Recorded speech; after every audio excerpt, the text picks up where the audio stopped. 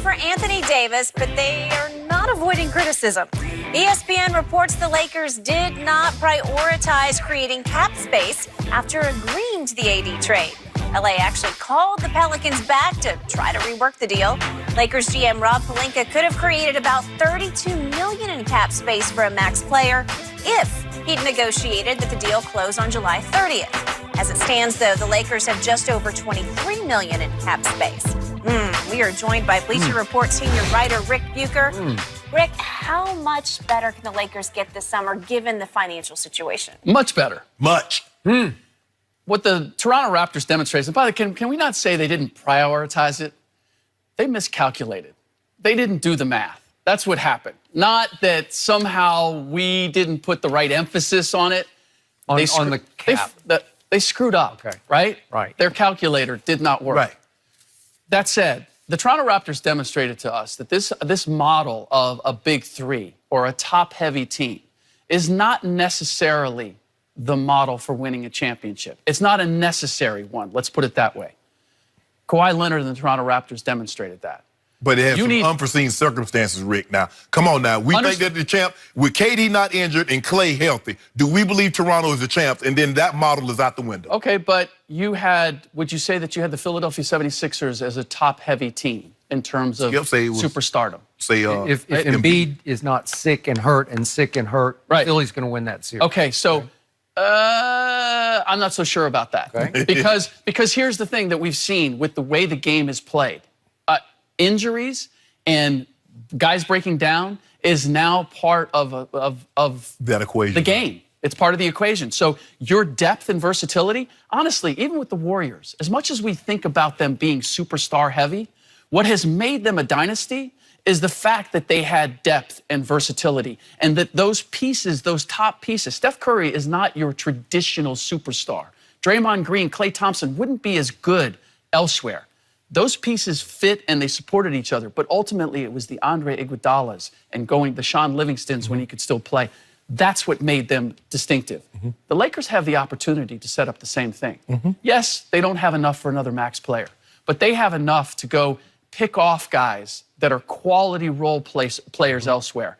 And Al Farouk Amino, for example. You're looking at teams that are capped out, that have quality players that maybe you can give them a little bit more money that's a little too rich for that other team. And now you're not only taking a piece away from them, but you're giving yourself depth and versatility. Bottom line is, Lakers have enough star power now. It's a matter of, can you shrewdly pick up the veterans who have already made their money, the Trevor Arizas, the DeMarre Carrolls, the guys who maybe they'll just come along to try to win a ring, and then find those mid-range guys that are making $6-7 million. If I offer them 10 or 11, is that going to be enough to join the band? That, to me, is how they put together something that is going to be even better than they are right now. Yeah, J.J. Redick, Terrence Moore. You can put that to bed. J.J. Redick is so settled in with his family, and he was settled in L.A. They allow him to commute from Brooklyn to Philadelphia. They love him, and he loves him.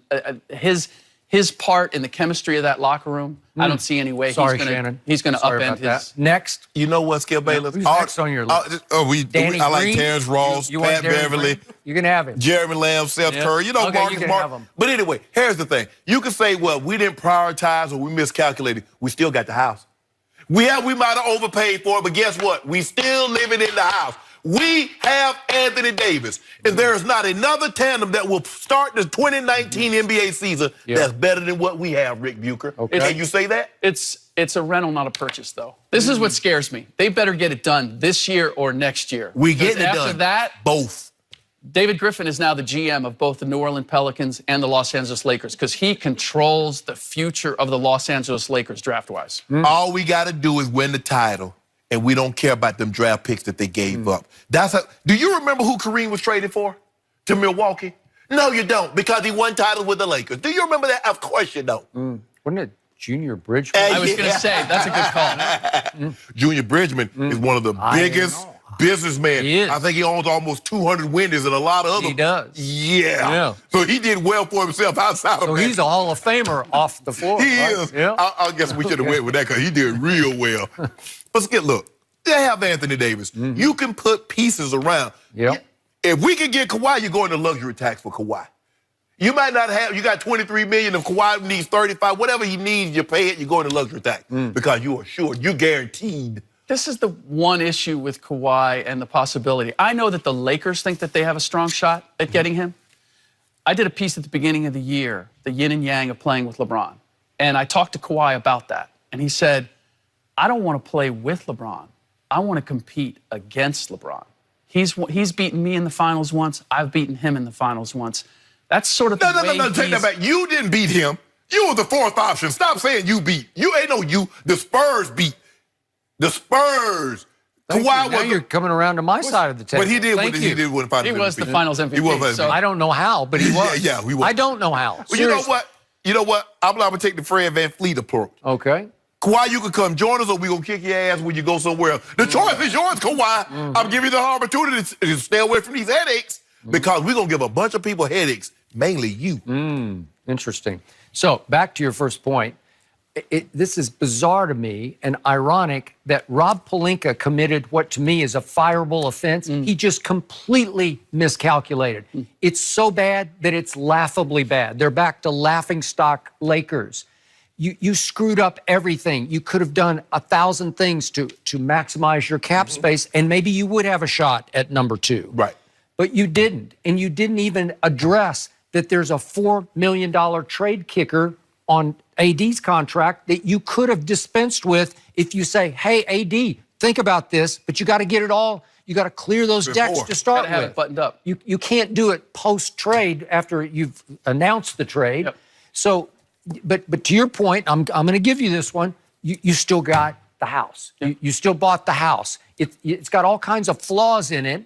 And I don't know about the backyard because you don't have any grass in the backyard right now. There's no flaws in the house, Skip. It's just a problem that we got to make up the mortgage. We miscalculated the bonus that we were going to get. All right. Now, I got to make one quick point about the Raptors because they weren't a bunch of spare parts.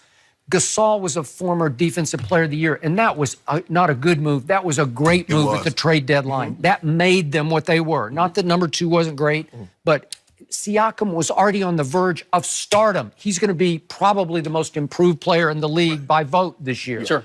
And Kyle Lowry, he was a 5-time All-Star. He's not a spare part.